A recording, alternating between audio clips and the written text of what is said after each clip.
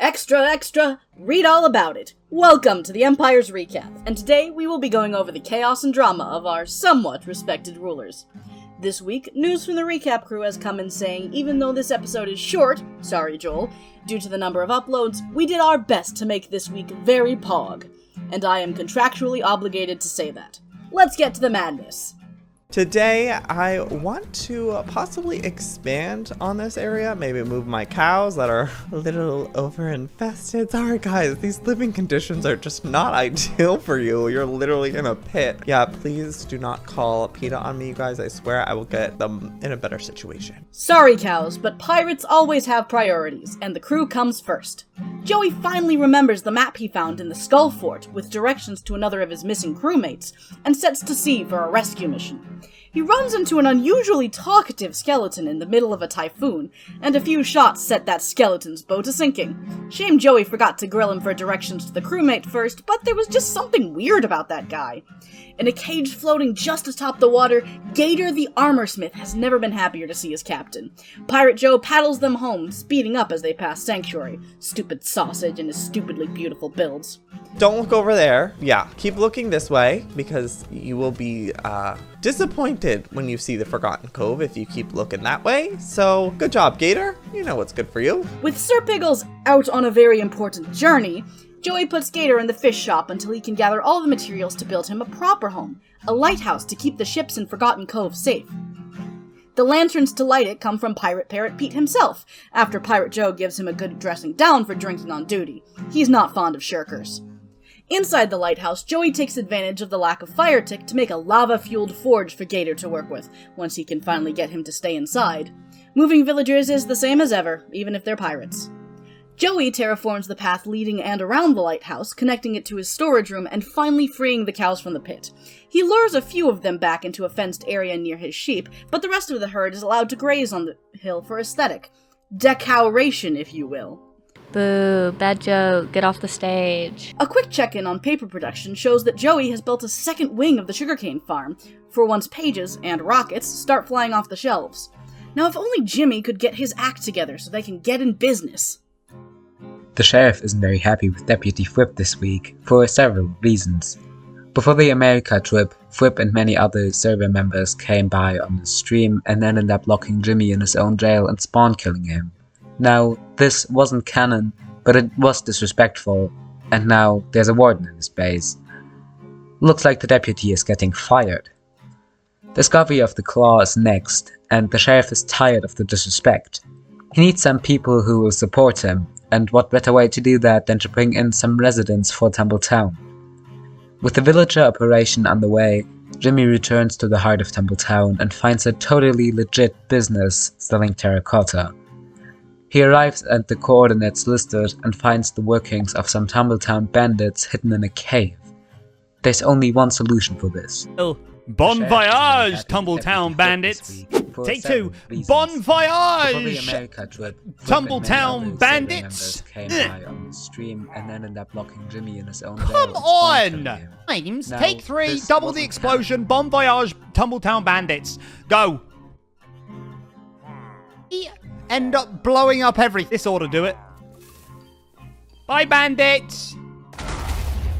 Bon voyage, Tumbletown bandits. Take 4.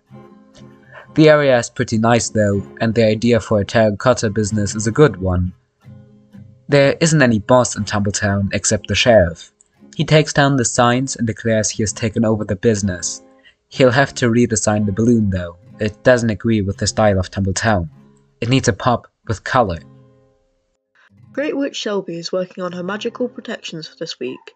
She works on creating a pond full of amethyst shards and tropical fish, to hopefully keep away ghosts while looking very pretty. Although we don't look a gift horse in the mouth, it's suspicious when she gets back from collecting some more amethyst, that her pond is entirely done, with no sign of the perpetrator. Cave pickles are not to be used for dye due to threat of war. She overpays for some pickles from the goblin pickle cart, explores deeper into the fog behind her house where apparently a forest spirit resides. She hasn't explored deep enough to know if the forest spirits are a common occurrence in the Evermore. She certainly doesn't like the implication that it's staring at her house, no matter the intentions. The underground of the Evermore is just as scary as the above ground, and Shelby doesn't want to traverse it alone. Sausage agrees to accompany her, and she shows him her new scythe to reap the monsters in the undiscovered caves and mangrove trees. Find a lush cave where Shelby picks up an axolotl, some spore blossoms, and an affinity for lying. Yeah, her muscles inspire me. Maybe one day she'll let me watch her work out. Yeah, Joey's like in love with Catherine. But He says they're gonna get married. You better put a stop to that. what does she think about that? I don't know. I think at first she was like, yeah. And a little bit of puke came out whenever he mentioned it. But you never know. Maybe over time, it's one thing leads to another. And she's like, you know what? Nobody else is coming after these muscles. Maybe, She seems a little flustered over Cursed Princess Catherine Elizabeth. I can't wait to see her battle Joey for the hands of the princess. I have to make a plan. Too late. I have to make a plan. Married I'm stronger than Joey. Maybe I have to duel him for her heart. Oh, yeah. Be careful. He has a gun. He's a gun? Well, I have a wand. Sausage has quite the accurate Joey. She's pleased with her adventure and her new scythe. You've got to have good defences with witches and the law on your tail. One idea is to pretend to be bested by the dangers of the Evermore. If they put her there, it would be convenient if she mysteriously disappeared if they visit. Although, her grandma would think that she disappeared too. Shelby's not sure how to contact her just yet without the Academy finding out, or what the end goal is with this hiding business. Everything's gonna be fine.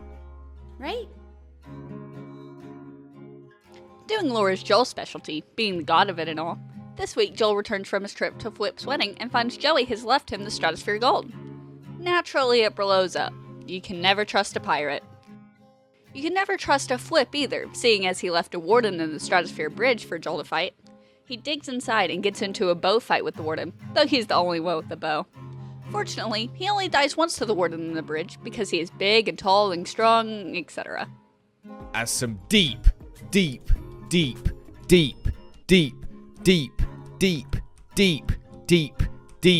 lore, which I promise you I'm definitely not making up as we go along. The material gathering montage this week includes wedding highlights and pictures of Flip's dogs.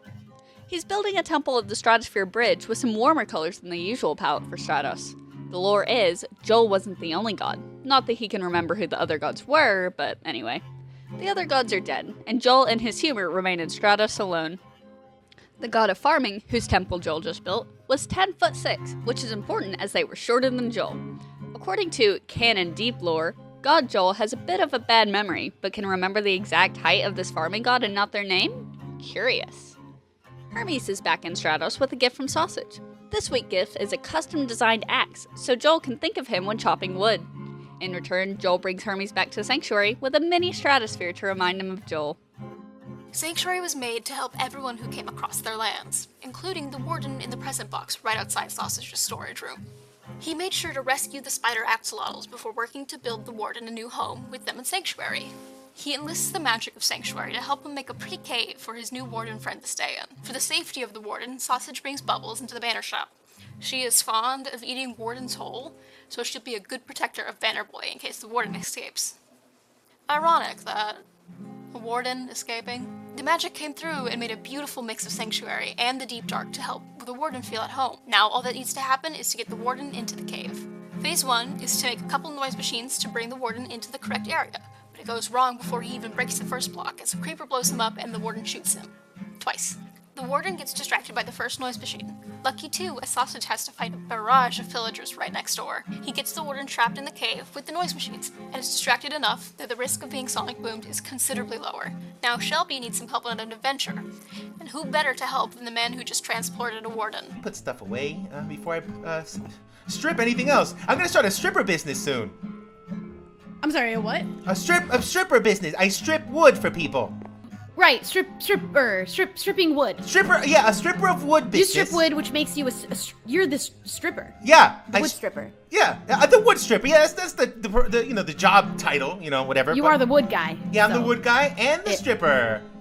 Of and wood. The stripper of wood. of wood. Of wood. Yeah. I'm gonna stripper with asterisk, which means of wood. Yeah. I'm gonna let everyone know about this. I'm gonna hand out flyers of my stripping business. It's gonna be fantastic. He arrives at Shelby's house in enough time for her to present her new magical weapons to him before the caving adventure begins. He keeps mentally hearing warden sounds, and they talk about bubbles and traveling interdimensionally. Sausage makes sure to mention that technically the potion he drank last time let him travel into the past. It's not interdimensional, but time travel is pretty cool. Sausage, the wingman, comes out in full force at the end of their trip. Nature wives, anyone? But Shelby better be careful. Joey's going to fight for Catherine's affection. Back in Sanctuary, Sausage celebrates having no visions today. Oh, no. Wait, he just jinxed it. He goes to sleep and appears in a strange summoning circle. Voices speak in audible words. You might recognize this place. ... Join us next week for more chaos and shenanigans. Thank you for watching, and thanks to everyone for helping out with the project. Check them all out below.